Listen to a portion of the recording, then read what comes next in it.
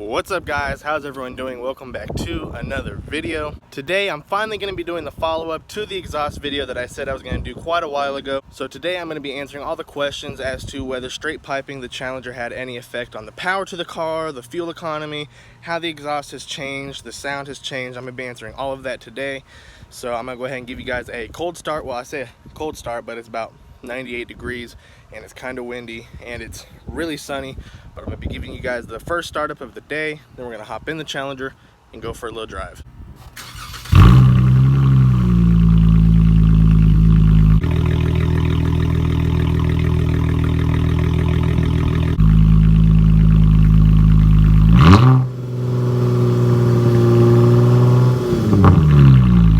Whew, man, it is hot outside. It's 97 degrees right now and it's only gonna get worse. I'm pretty sure the feel like temperature is probably gonna be like 103. But anyways, we are in the Challenger right now. I'm gonna try to keep the AC not so high because I want you guys to be able to hear, but again, I don't want to die. And we're also gonna roll down the windows because I want you guys to hear this exhaust, because to this day I still remain by the fact that it sounds really good. I love the way it sounds. Like, just listen to this.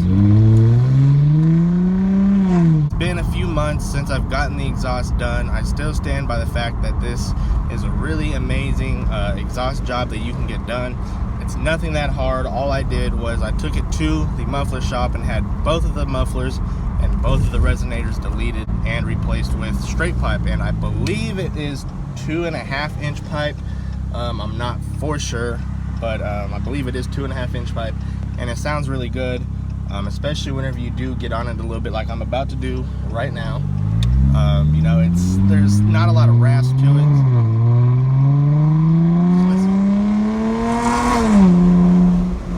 It is freaking loud. Let me actually roll up this window a little bit because I don't want to have too much wind in the video. But it sounds really good. It's really loud. It echoes down all the little roads and alleys, and it's just a really amazing exhaust job that you can do. It doesn't cost a lot of money. I got this one done for $220. Now, that is not a set price. It's going to vary depending on what muffler shop you go to. Some shops won't charge you as much. Some shops might charge you a little bit more. It all just depends. That's why my best piece of advice that I could give you is shop around, call some muffler shops, see how much they could do it for, and go to a place that's reputable. Because you don't want to go to some rinky-dink muffler shop and they just completely jack up your car. Now, a pretty funny story, whenever I was calling around to some different muffler shops, whenever I was looking to get the exhaust work done on the Challenger, I always knew I wanted to go to 183 muffler shop just because that's the shop that I went to for the exhaust work on the Passat, on the Dart, and you know, Daniel, he's the guy that runs that shop. He's a really cool dude. He does really good work, so I always knew it was that shop that I wanted to go to, but he was so busy and he was booked for weeks. Every time I'd call him, he was busy, he couldn't get me in, and so I ended up calling a different shop in Victoria, Texas, and they told me that they couldn't remove the mufflers or the resonators because it's illegal. I would no longer be able to drive my Challenger. I couldn't get it registered or anything, which I thought was pretty crazy because I know in some states it is illegal. But here in Texas, to the best of my knowledge, they don't really have a noise ordinance when it comes to stuff like this. I mean, I've heard complete straight piped V8s. I mean, talking about no cats, no mufflers, no resonators, long tube headers. I mean, freaking loud. And the cops just drive by them. So to the best of my knowledge, I don't think there's a noise ordinance on these cars. But yeah, they said it was illegal and that they wouldn't do it. So I thought that was pretty strange. But nonetheless, I went to 183 muffler shop and he did a really good job, and I am happy with it. I love it, and I honestly don't think I would change anything about this exhaust. There's not a lot of crackles, there's not a lot of pops. There are some. I've noticed whenever you rev really high to 7th gear and then you hurry up and you upshift to 8th gear, you'll get some nice crackles and some nice pops, but it's not really raspy. It just sounds really good. Alright, so I found this real beautiful spot. Got the Challenger parked up right here, so I figured I'd go ahead and answer your guys' questions regarding straight piping the SXT. Now, one question I've been getting a lot is, does it affect the power to the car? Now, I haven't taken the car to get dynoed, so I can't give you exact numbers, but what I can give you is a hands-on kind of feel with the car. Now, keep in mind, I don't have any performance modifications done to the car under the hood, but to be honest, you don't really feel a big increase in power. Now, it sounds a lot more aggressive, it sounds more mean, but as far as getting more power to the engine, I don't think so. Maybe a couple horsepower. Again, it could have dropped a couple horsepower, but as far as anything that you could really feel behind the wheel in the throttle response, I don't really think there's been much of a change. Another question I've been getting asked pretty frequently regards to the fuel economy. Now, before I got the car straight piped, I was getting around 24 to 25 miles per gallon on a full tank of gas, and after I got it straight piped, I'm getting around 26 to 27 miles per gallon, which is pretty good.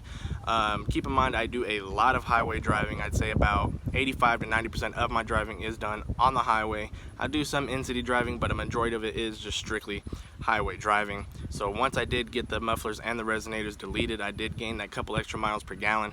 And I'm not a scientist, I'm not an engineer, but I think it's because once you take off the mufflers and the resonators, it gives the engine more air to breathe, so therefore you get that better fuel economy. Don't quote me, that's just my belief, but yeah, I did get that couple extra miles per gallon. Another thing that I know people have been curious about is whether or not straight piping the Challenger throws a code. Now, when I straight piped it, as I've said plenty of times, I've deleted the mufflers and the resonator. The cats or catalytic converters are still in the car, so no, it did not throw a code. To the best of my knowledge, if you do delete the cats, that is what will throw your check engine light. So I left mine in the car because simply it's a brand new Challenger. I did not want a check engine light. Sure, it probably would have sounded more loud and a little bit more aggressive, but I just didn't want that check engine light on the car. So if you're planning on doing this and you don't want the check engine light, just delete the mufflers and the resonators, leave your cats alone, and you should be fine. Another thing is just something I want to address. It's something that I have addressed multiple times, but this is just the one time I want to sit down and address you guys about it. The one thing I know people are afraid of the most when it comes to doing exhaust work on their Challenger, more specifically the SXT Challenger or Charger, is the sound. Now, I know people are afraid that there's going to be too much drone, people are afraid that's going to be too raspy. Now, just keep this in mind. It's not a V8, it's not going to sound like a V8, and the V6 Chargers and Challengers, the SXTs, they don't pretend to be a V8. They have a totally different feel, they have a totally different power ratio, and they're just really fun cars to drive. Now, if you're planning on doing exhaust work, just go out there and do it. At the end of the day, it's your car. What people say and what people think shouldn't matter. It's your car, you drive it, and as long as you like it, that's all that really matters. One comment that I get a lot is, oh, it sounds like a Honda. It does not sound like a Honda. I've heard Civics, I've heard STIs, I've heard all sorts of ricey setups on those type of cars. This does not sound like that, believe me. So if you want to go out there and you want to get exhaust work done to your Challenger or your Charger, just do it. Don't be afraid, just go do it. Believe me, you'll like it. Alright, it's starting to get a little too crowded over here, and a Mustang just pulled up, and I'm not trying to get run over. Alright guys, I'm going to go ahead and end the video right here. I hope you guys enjoyed it. If you did, be sure to let me know with a big thumbs up. Also, be sure to subscribe for new videos every single week.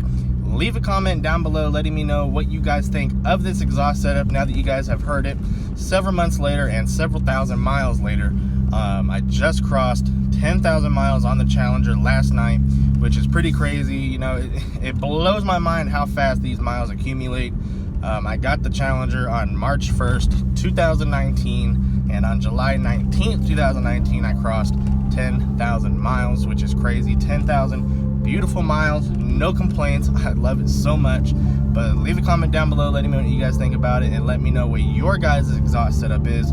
And if you guys would, follow me on Facebook, Twitter, and Instagram. And when you guys do that, send me a DM of your guys' exhaust setup, and I want to hear how it sounds. So until my next video, I will see you guys when I see you guys. I love that.